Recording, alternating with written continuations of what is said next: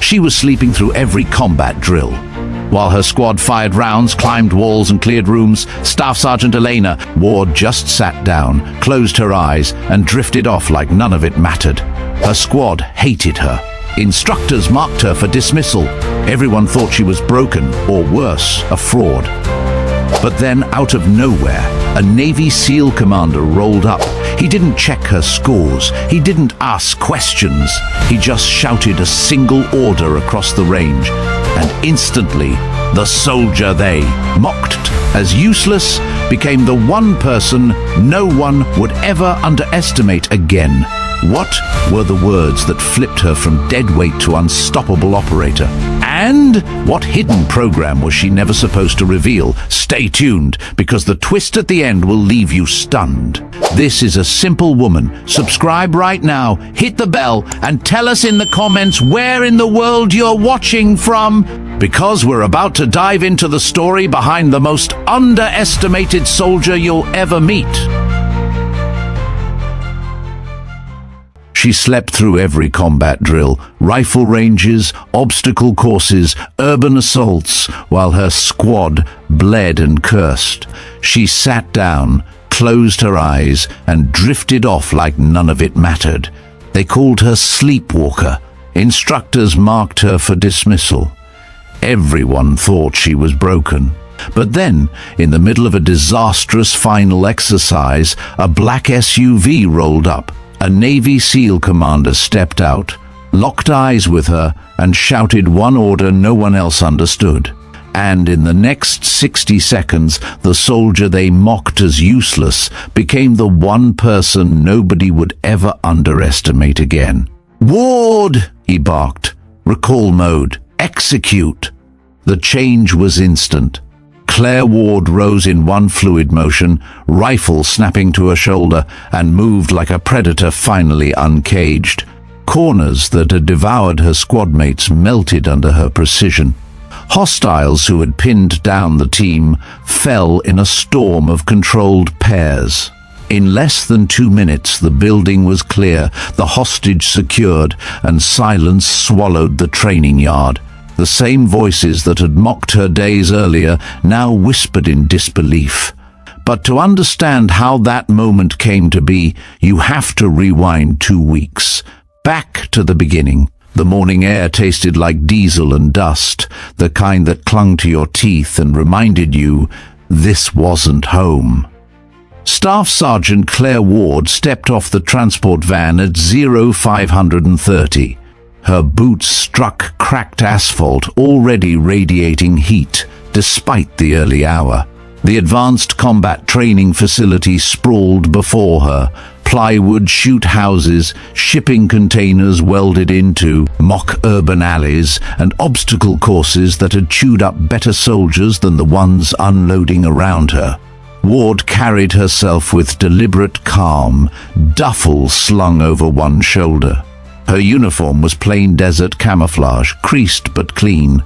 Brown hair pulled back in a bun tight enough to pass inspection. Nothing about her looked remarkable, and that was exactly the point. But her eyes, dark, restless, cataloguing every exit and blind spot, betrayed something else, something most people missed. At the admin desk, the clerk barely looked up. Barracks C, bunk 15. Chow at 0630, formation at 0800. Don't be late. These instructors eat stragglers for breakfast. Roger. Claire took her keycard, turned without another word.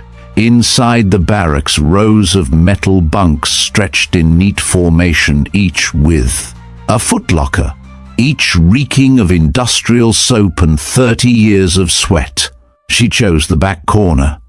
Clear sight lines to the door, 3 steps to the emergency exit if things went bad.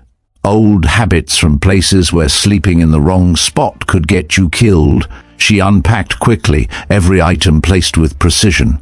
By evening chow, she sat alone near the windows. Not antisocial, just separate. Her tray was organized with the care of someone who'd once eaten meals while scanning rooftops for snipers. Every bite was deliberate, fork angled for quick use, eyes moving without turning her head. Across the hall, Lieutenant Leon Bryce held court. Perfect uniform, perfect posture, perfect smile. He thrived on attention, and 3 soldiers orbiting him gave it freely. Big-shouldered Torres, sharp-eyed Larson, jittery Owen Brooks. Their laughter carried easily, loud enough for half the mess hall. "Some people earn their way here," Bryce said, voice pitched just high enough. "Others? They get pity slots, dead weight." Claire passed behind them with her tray. The laughter died for a second, just long enough for her to feel the weight of their stares. She ignored it, dumped her tray, and walked out, but she filed their faces away. Potential problems. She always filed away problems. The next morning brought rifle qualification. Targets shimmered at 200 meters, the air already thick with heat. Soldiers lined up, rifles ready, adrenaline sharp. The instructor's voice barked over the line. 30 rounds, 10 targets, 3 minutes. "Commence fire!" The range erupted in chaos. Brass clattered, rifles cracked, targets shuddered. At Claire's lane, her stance was perfect, sight picture flawless. For a moment it looked like she was about to engage. Then she lowered the rifle, finger never near the trigger. The ceasefire whistle blew. Her target sheet hung untouched, pristine. The instructor stalked over, fury simmering. "Ward, you planning on shooting today or just sightseeing?" "Shooting, Sergeant." Her tone was calm, almost detached. "Then put rounds on target. That's what you're here for." "Yes, Sergeant." Second string, same result. Perfect form, 0 shots fired. By the time the range went cold, whispers followed her like smoke. Torres spat in the sand. Larson smirked. Bryce made sure his voice carried. "Guess her record doesn't transfer. Wonder what else doesn't." Claire walked off without a word, same unhurried stride, same quiet presence. But her hand brushed the dog tag hidden under her shirt, the one relic from a mission gone wrong, the one secret no one here had clearance to understand. By the 3rd day, the nickname had hardened like concrete. Sleepwalker. It echoed in the chow line, whispered down the hallway, muttered just loud enough for Claire Ward to hear, but never loud enough to count as insubordination. She didn't react, never flinched, never corrected them. She ate her meals with the same quiet precision, eyes flicking across exits, hands moving in patterns no one else noticed. For Bryce, her silence was gasoline on a fire. He had arrived at the training cycle determined to dominate it, to stand out as the future of the regiment. And instead, his squad was saddled with the one soldier who refused to play the game. The obstacle course became his breaking point. 15 obstacles, 30 minutes. Soldiers sprinted, crawled, climbed like their lives depended on it. Torres cursed his way over a rope climb. Larson vaulted a wall. Owen stumbled but pushed on. And Claire? She reached the 8-foot wall, studied it for 3 seconds, then sat cross-legged in the sand, eyes closed, breathing steady, like a monk in a desert temple. When the squad returned drenched in sweat, she stood, brushed sand from her uniform, and jogged to rejoin them as if nothing had happened. Bryce's voice cracked across the course. "Outstanding! Hope the enemy waits while you nap." His laughter was sharp, and this time it carried to the instructors. By evening chow, the whispers had turned into open conversation. "She's going to get someone killed," Torres muttered. "Mark my words." Larson smirked over his coffee. "Or she'll get a discharge before then." Owen tried to laugh along, but even he couldn't hide his unease. Bryce seized the moment. He rose from the table, tray in hand, and marched across the mess hall to where Master Chief Adrian Vega was finishing his meal alone. The mess fell silent at the sight of Bryce squaring his shoulders in front of the veteran. "Chief," Bryce began, loud enough for the room to hear. "With respect, Sergeant Ward is unfit for this program. She refuses to participate. She sits out every exercise. She's dragging down the squad and she's a danger in the field. I formally recommend she be dismissed before someone pays for her negligence." The mess hall buzzed with whispers. No one challenged Bryce. No one defended Claire. All eyes turned to Vega. The Master Chief chewed once, swallowed, and set down his fork. His gaze swept the room before landing on Bryce. "Noted, Lieutenant, but dismissals aren't decided in chow halls." His tone was flat, but final. Bryce flushed, realizing he'd overstepped. But pride wouldn't let him back down. "With respect, Chief, how many more failures do we need to watch? She hasn't fired a single round. She hasn't cleared a single room. She's dead weight. If this were combat, she'd already be dead, and so would we." Vega's eyes flicked briefly to Claire, who was calmly finishing her tray as though the conversation didn't concern her. Then back to Bryce. "If this were combat, Lieutenant, we wouldn't be standing here arguing about it." The remark landed like a stone in a pond. Ripples of laughter, nervous and uneasy, spread through the hall. Bryce clenched his jaw, tray rattling in his grip. He turned on his heel and stormed out, his squad trailing behind. Claire carried her tray to the return line, wiped it clean, and walked past Vega without a word. But the Master Chief's eyes tracked her, thoughtful. He had seen soldiers who didn't care. They slouched, they cut corners, they fumbled when no one was looking. Claire was different. Her boots were polished, her rifle spotless, her gear arranged with the kind of precision that only came from hard lessons learned in places where mistakes killed. No, he thought, she wasn't careless. She was waiting for what he didn't know. That night, Bryce filed his report. The language was clipped, clinical, filled with phrases like dereliction of duty and endangering squad effectiveness. It landed on Vega's desk by morning. He read it twice, then slid it into a folder already half an inch thick with notes on Ward. He wasn't ready to act, not yet. But tension in the barracks reached a breaking point. Owen avoided eye contact. Larson and Torres openly mocked Claire as she laced her boots. Bryce's contempt dripped from every word, every order, and still Claire never reacted. She pulled her bun tight, slung her rifle, and walked out like nothing touched her. That composure only made Bryce angrier. He leaned close to Torres one night, voice low but venomous. "One way or another, I'll get her off this course. She doesn't belong here. She never did." And across the room, in the corner bunk with the cleanest sight lines to the door, Claire Ward lay still, eyes closed. But she wasn't sleeping. She never really slept. The sun beat down on the mock urban training grounds, turning plywood walls into ovens and sand into a shimmering haze.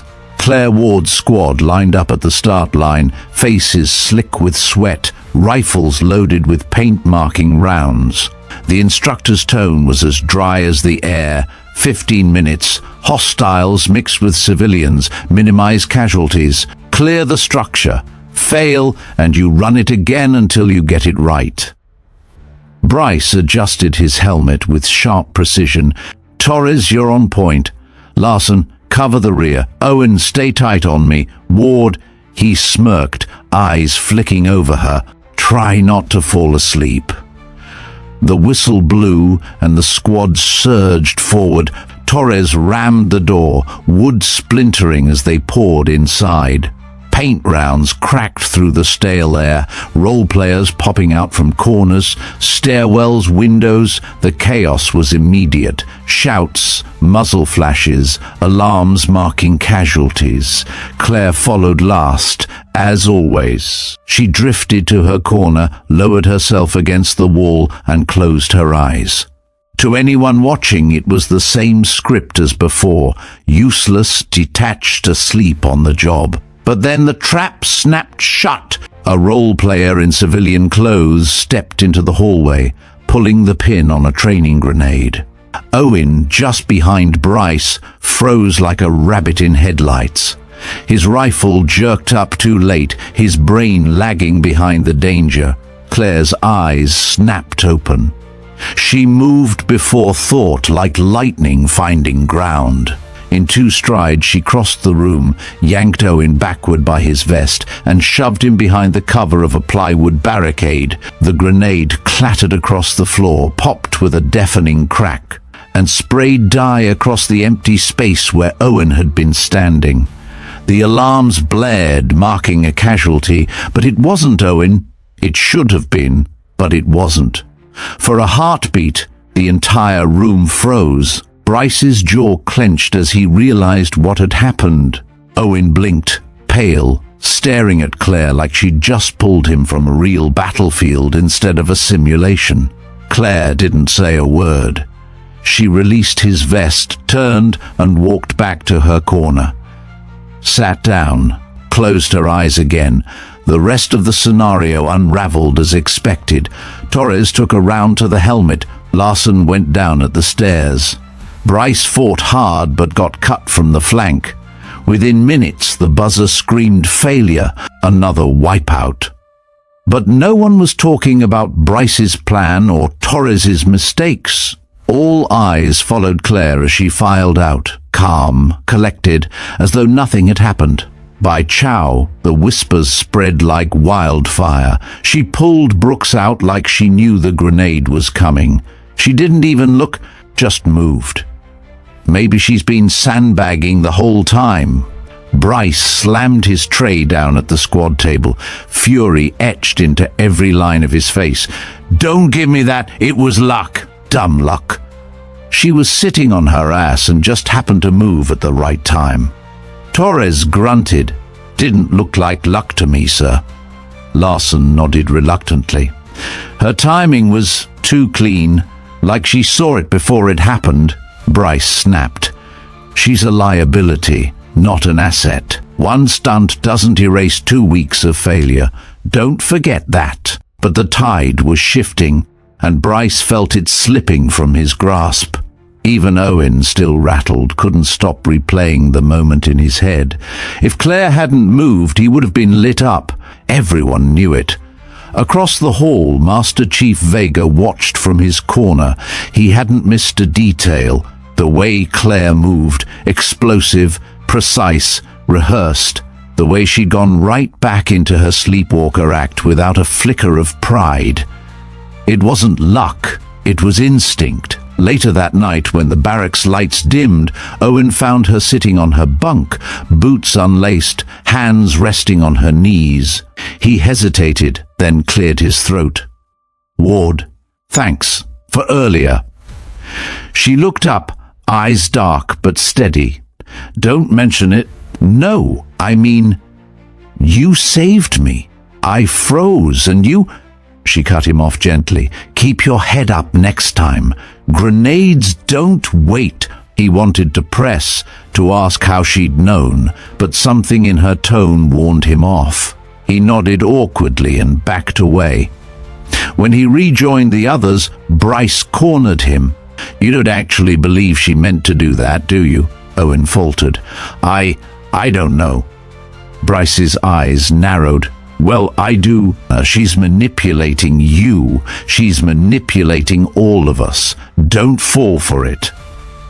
But Bryce's words rang hollow. The rumor mill had already chosen its story, and Claire's name was at the center of it.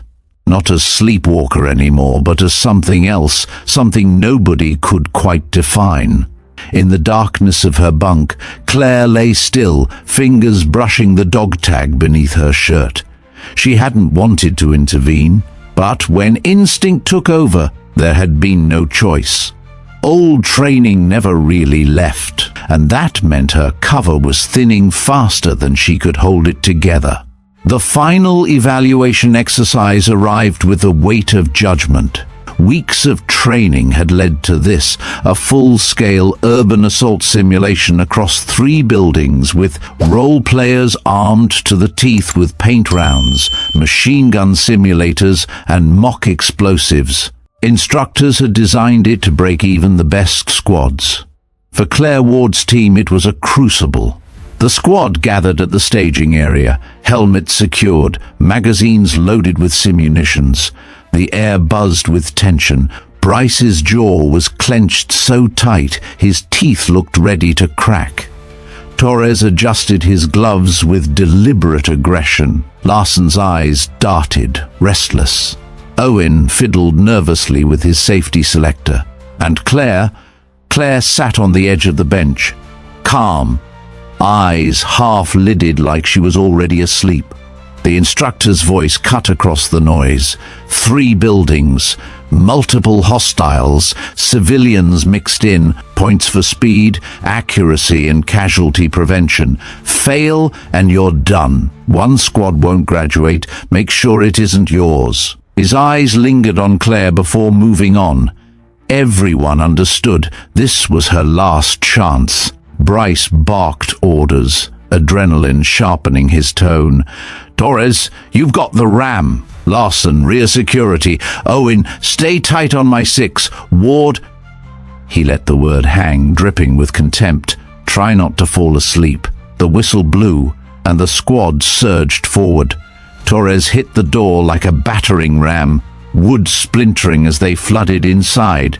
Gunfire cracked, paint rounds slicing through the air. Role players shouted, civilians screamed, chaos erupted instantly. Bryce took point, firing sharp bursts, shouting commands. Torres followed, brawling his way through the first room. Owen stumbled but recovered, trying to track corners. Larson swept the rear, and Claire slid into the corner of the entry room, lowered herself to the floor and closed her eyes.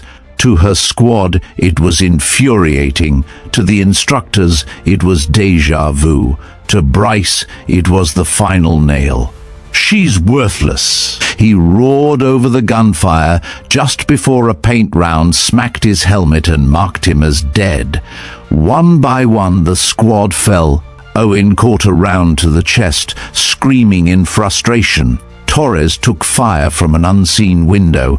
Larson went down in the stairwell. In less than 10 minutes, 3/4 of the team were out of the fight, their helmets flashing with casualty lights. And still, Claire sat unmoving, a statue in the corner while alarms screamed failure. Up in the observation tower, Master Chief Vega rubbed his face with both hands. He'd defended her, held off Bryce's demands, waited for something to show itself. Now, as the simulation fell apart, he wondered if he'd been wrong. That's when the black SUV rolled through the main gate. It wasn't supposed to be there. Its tinted windows, government plates, and quiet authority silenced the entire training yard. Soldiers stopped mid-step. Instructors stiffened. The SUV glided to a halt and the passenger door opened. Commander Nathan Rourke stepped out. Late 40s, weathered features, eyes that measured everything. His uniform was plain, ribbons stripped down to the essentials. He moved with the lethal efficiency of someone who had spent decades in places that didn't exist on maps. He walked straight to the observation tower, boots crunching gravel. Vega snapped to attention. "Commander Rourke, sir.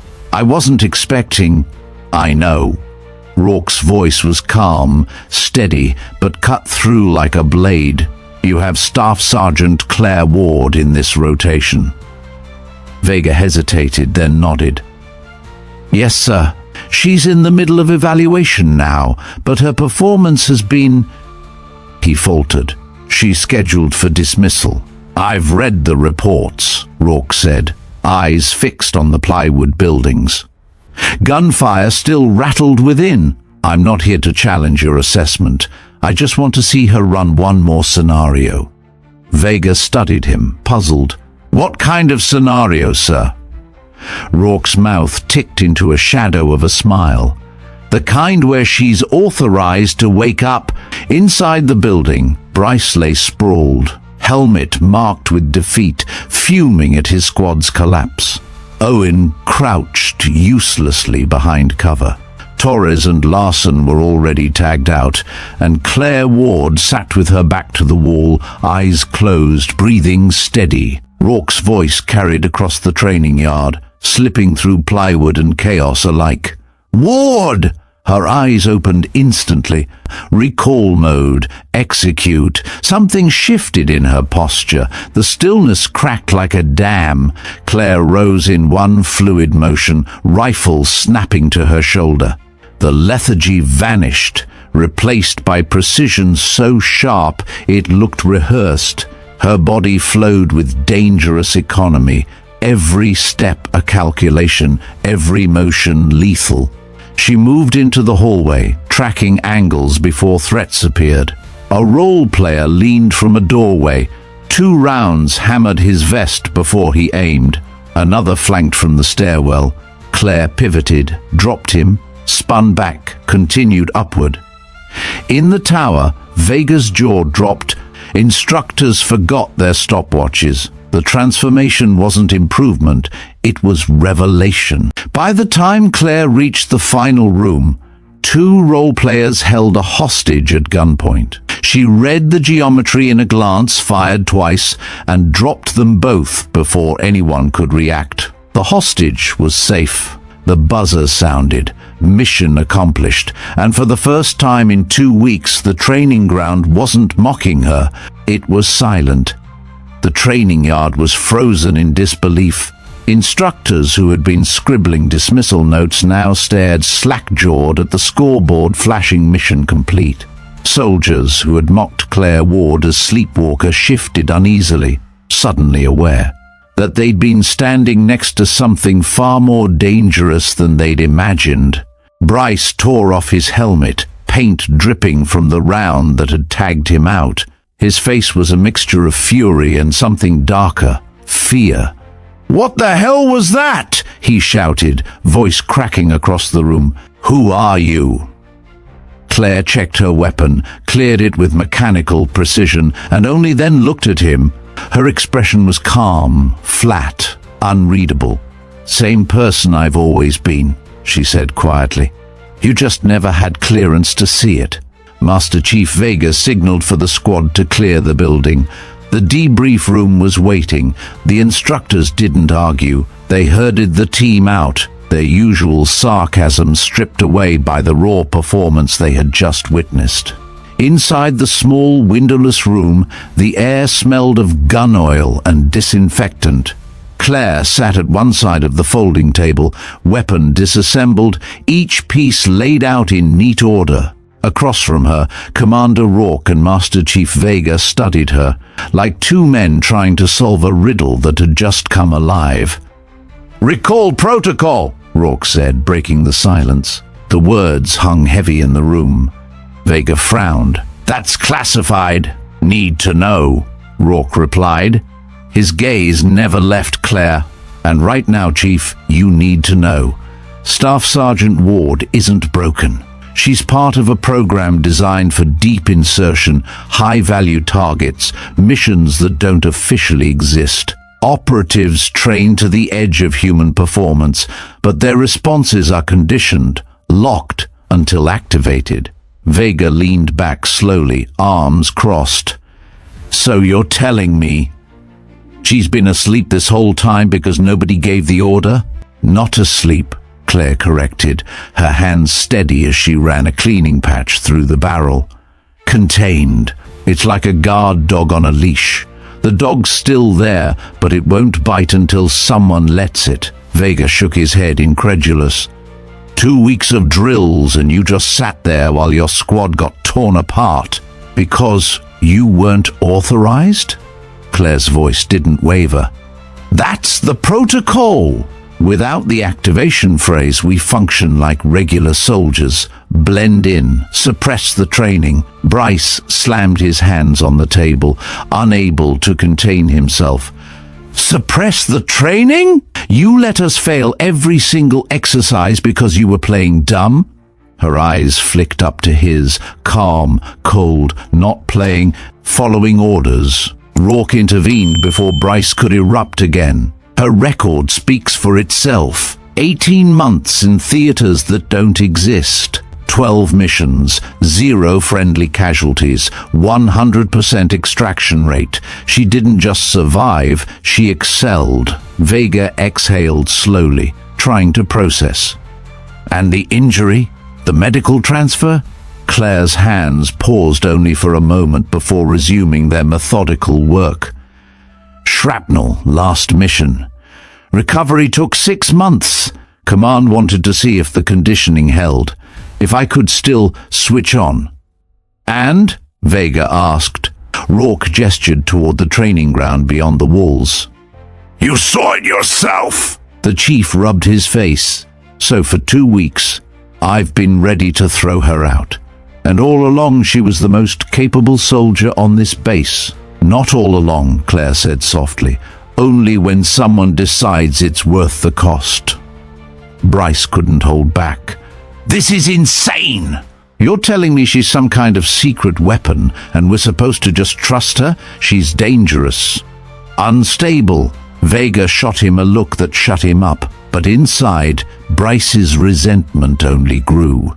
Rourke leaned forward, his tone final. Dangerous, yes, but unstable, no. She's exactly as she was trained to be. And now, Chief, she's going back where her skills belong.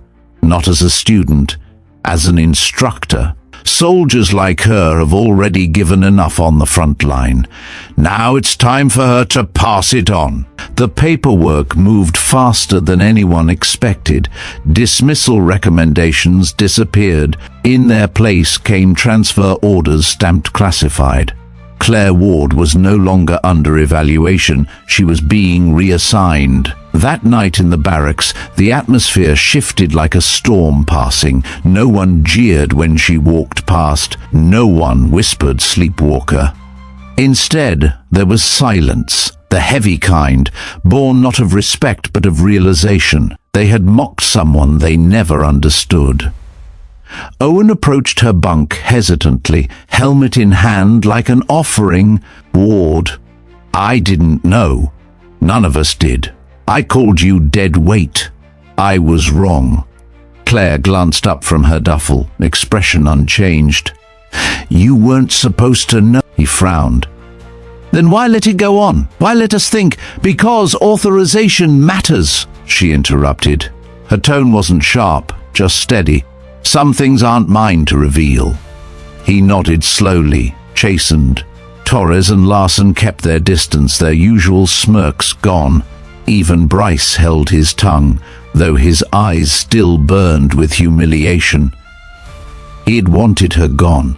Now he had to live with the truth. She wasn't just better than him, she was beyond him. Later, as lights went out, Claire lay on her bunk, fingers brushing the dog tag hidden under her shirt.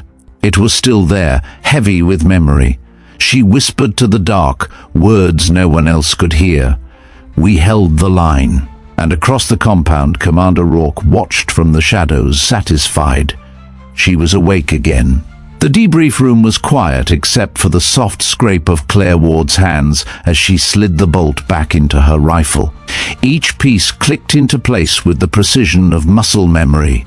Rituals. That had carried her through years of places no one admitted existed. Master Chief Vega leaned back in his chair, still trying to reconcile the silent woman in front. Of him, with the operator, he'd just seen clear a building faster than any team he'd trained. Commander Rourke sat opposite her, his expression unreadable, but his eyes sharp as a scalpel. Finally, Vega broke the silence. Ward, I need to understand. Why hold back this long? Why let your squad think you were a liability? Claire paused, barrel in one hand, dog tag glinting faintly under her collar. For the first time, she looked older than her years. Because the last time I didn't hold back, she said quietly, people I cared about didn't walk away. Rourke's gaze flicked to her, a warning and a prompt at once. She nodded slightly, as though giving herself permission. We were deployed on a deniable mission, Claire continued. No insignia, no records, just a 5-person team in a place that didn't exist on any map. Our job was to extract a hostage from an insurgent compound before the local militia sold him to the highest bidder. It was supposed to be clean, in and out. Her voice thinned like glass stretched too far. But the intel was bad. The compound wasn't a compound, it was a fortress. We walked into crossfire. Every angle covered, every escape cut off. My conditioning kicked in. I switched on, cleared a path through walls of fire, got the hostage out. Her hands stilled on the rifle, but not my team. 3 good men died covering our exit, men I'd trained with, bled with, and when command debriefed me, they didn't ask about them. They asked if my activation protocols worked as designed. Vega sat forward, face hardening. They used you like a weapon, didn't care about the cost. Claire nodded once. That's when I realized. If I go full operational without absolute need, people die around me. The leash isn't just protocol, it's the only thing keeping me from turning every mission into a bloodbath. The room went still. Even Bryce, standing sullenly near the wall, found himself quiet, his anger dulled by the raw truth spilling from her. Rourke leaned in, voice low. And yet when the call came today, you didn't hesitate. Claire's eyes met his. Because you gave the order. And because failure wasn't an option anymore. For a long moment no one spoke. Then Rourke straightened, shifting the conversation. Chief Vega, you need to know something else. Claire isn't the only recall operative. She's just the one you've seen. Vega's brows furrowed. How many? Enough, Rourke said, his tone grim. The program wasn't small. We trained dozens. Most were decommissioned, reassigned, or buried under cover identities like hers. But intelligence suggests not all of them stayed loyal. Claire's stomach clenched. You mean? Rourke nodded. We intercepted chatter. A private network, Helios, you've probably heard the whispers, has been recruiting. Offering money, freedom, revenge. And some of those recruits move like recall. Too clean, too precise. It means they've either stolen training protocols, or they've got operatives who broke leash. The weight of the revelation pressed down on the room. Vega swore under his breath. So we're not just dealing with traitors. We're dealing with soldiers wired exactly like her. Bryce found his voice, bitter. You're saying there are more of her out there but on the wrong side? Rourke's eyes hardened. That's exactly what I'm saying. And if one of them goes operational without restraint, entire platoons could vanish before anyone knows what hit them. Claire's fingers tightened around the dog tag until the edges dug into her skin. Then we find them. Before they find us. Vega looked between them, unsettled. Why tell me this? Why bring me into something that's clearly way above my clearance? Because, Rourke said simply, if Ward stays here, you need to know the stakes. She isn't just another soldier to shuffle through your roster. She's a trigger that can counter the ones already pulled against us. Claire exhaled slowly. The thought of facing another recall, someone who had gone through the same brutal conditioning, someone who had once been her brother in arms, gnawed at her. If they broke leash, she murmured, then they don't care about rules anymore. They'll fight without restraint. And so will you, Rourke said, when the time comes. The words hung heavy, equal parts promise and curse. Claire slid the rifle bolt into place with a final click. The weapon was whole again, gleaming under the harsh fluorescent light. She laid it down carefully, then looked up. "I'll do what has to be done," she said. "But if we face them, don't expect me to celebrate. They're not just enemies, they're ghosts of what I could have been." The silence that followed was thick, each man in the room carrying his own weight of what she'd just said. Outside, the sounds of training drills echoed faintly, ordinary soldiers running ordinary courses. Inside, Claire Ward sat with the knowledge that the battlefield had just expanded far beyond plywood walls and paint rounds. And for the first time since her activation, she felt the leash tighten again, not from command, but from the shadow of enemies who knew her secrets because they shared them. The barracks was quieter than usual that night. Soldiers whispered instead of laughed, side-eyed Claire Ward instead of taunting her. The transformation they had seen during the final exercise still hung over them like smoke after a fire. No one wanted to admit it, but fear had replaced ridicule. Bryce, however, was a storm barely contained. He paced the aisle between bunks, jaw clenched, fists tight. Torres and Larson exchanged uneasy glances. Owen kept his head down. Claire sat on her bunk, methodically cleaning her weapon, ignoring the crackle of tension. Finally, Bryce snapped. "I'm done pretending this is normal," he spat. His voice echoed off the cinder-block walls. "We've all seen what she is. A freak experiment. A liability wrapped in some shiny package." Claire didn't look up. "Careful, Lieutenant. Your voice is carrying. That only stoked the fire. Don't you dare patronize me. You think you're special? You think this little classified trick makes you better than us? I know what you are, and I know what you're not." Torres shifted uncomfortably. "Sir, maybe this isn't the time." "Shut up, Torres." Bryce's eyes burned holes into Claire. "You think you're the only one who's seen the inside of that program?" I applied. "I was tested. I was supposed to be one of them." The words stunned the barracks into silence.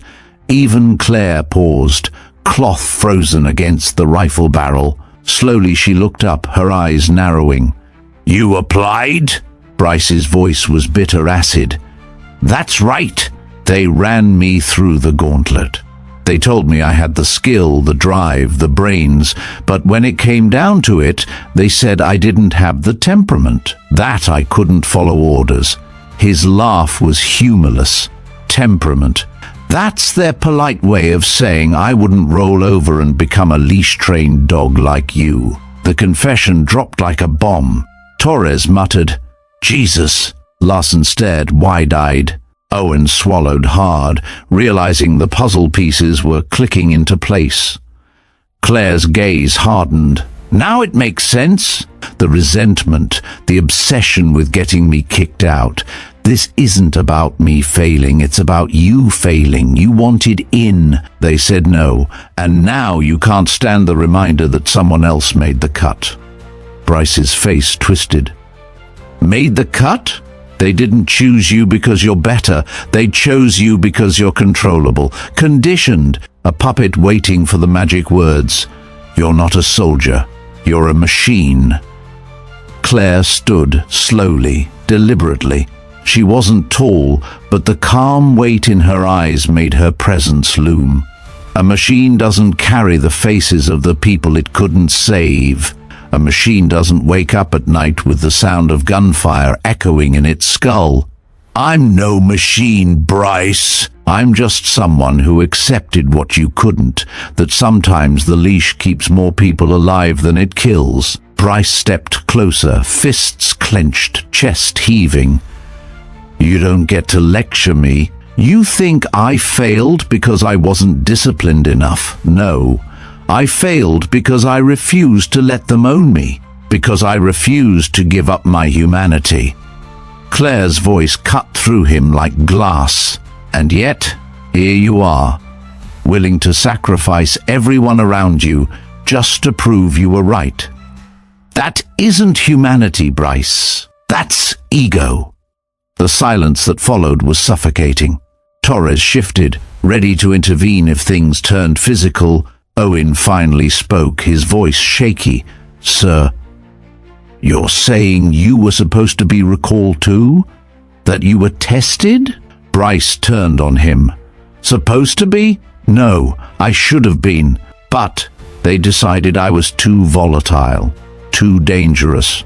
His eyes flicked back to Claire, venomous. "Funny, isn't it? They branded me dangerous. And yet they unleashed you." Claire held his gaze. "The difference is, Bryce, I learned how to carry it without letting it consume me. You didn't." The door banged open then, and Master Chief Vega entered, drawn by the noise. His eyes swept the tense scene, taking in Bryce's flushed face, Claire's calm stance, the wide-eyed squad.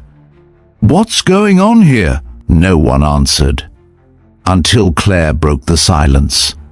The lieutenant was sharing his history with recall selection. Vega's eyes narrowed.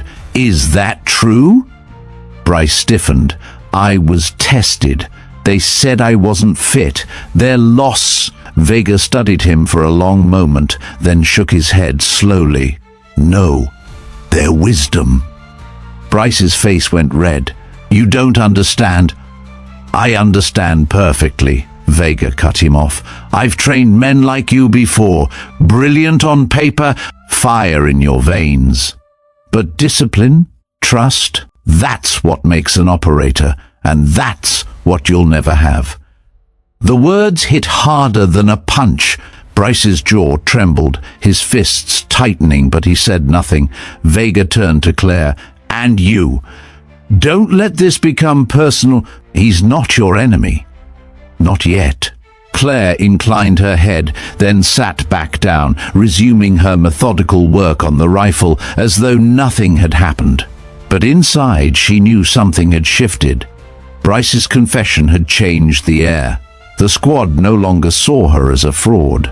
They saw her as something far more complicated, an operator born of a program their own lieutenant had once craved to join. And Bryce? He wasn't finished.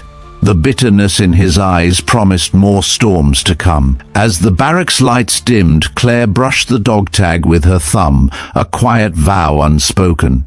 She wasn't afraid of Bryce. She was afraid of what might happen if his resentment drove him down a darker path.